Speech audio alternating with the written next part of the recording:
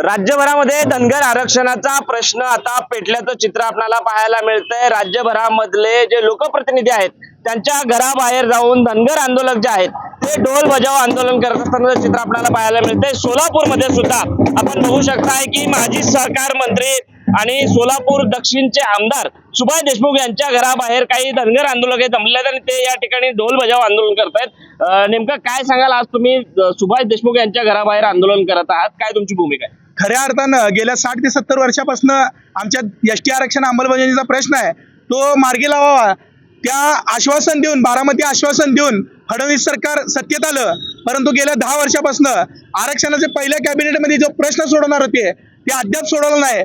त्यामुळे आणि त्याचबरोबर माजी सहकार मंत्री सुभाष देशमुख हे गेले 8 दिवसापासून पंढरपूरमध्ये आंदोलकाची स्थिती आमरण उपोषणकर्त्यांची स्थिती गंभीर असताना सुद्धा आता प्रश्न सोडवण्यासाठी गेले नाही।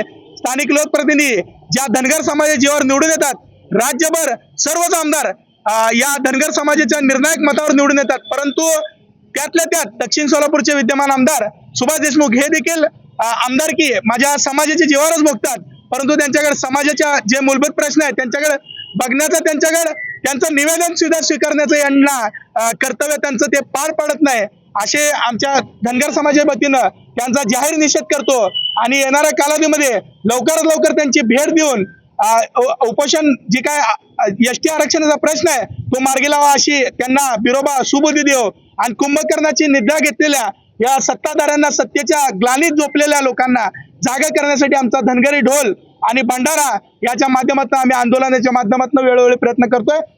जय मल्हार। नक्कीच आपण बघू शकतोय की आमदार सुभाष देशमुख यांना निवेदन देण्यासाठी ही जी धनगर बांधव मंडळ आहेत ते या ठिकाणी आले आहेत। आपण दृश्यांच्या माध्यमातून बघू शकताय की या ठिकाणी सुभाष देशमुख यांच्या घराबाहेर पोलिसांचा तगडा असा फौजफाटा या ठिकाणी तैनात करण्यात आलेला आहे आणि मागच्या 10 ते 15 मिनिटांपासून हे धनगर आंदोलक जे आहेत ते या ठिकाणी ढोल बडवत सुभाष देशमुख यांना निवेदन देण्यासाठी या ठिकाणी थांबलेले आहेत। पंढरपूरमध्ये मागच्या 8 दिवसापासून जे आंदोलन सुरू आहे त्याला पाठिंबा देण्यासाठी हे जे धनगर बांधव आहेत ते महाराष्ट्रातील लोकप्रतिनिधींच्या घरासमोर जाऊन अशा पद्धतीनं ढोल बडवून आपला निषेध जो आहे तो या ठिकाणी व्यक्त करत असतानाचं चित्र आपल्याला पाहायला मिळत आहे। कॅमेरा पर्सन अनिल कांबळेसह विश्वभूषण लिमये, साम टीव्ही न्यूज, सोलापूर। देश विदेशातील प्रत्येक घडामोडींचे लाईव्ह अपडेट मिळवण्यासाठी आता साम टीव्हीच्या सर्व सोशल मीडिया प्लॅटफॉर्मला लाईक, फॉलो आणि सबस्क्राईब करा। तसंच सर्व नोटिफिकेशनसाठी बेल आयकॉन प्रेस करायला विसरू नका।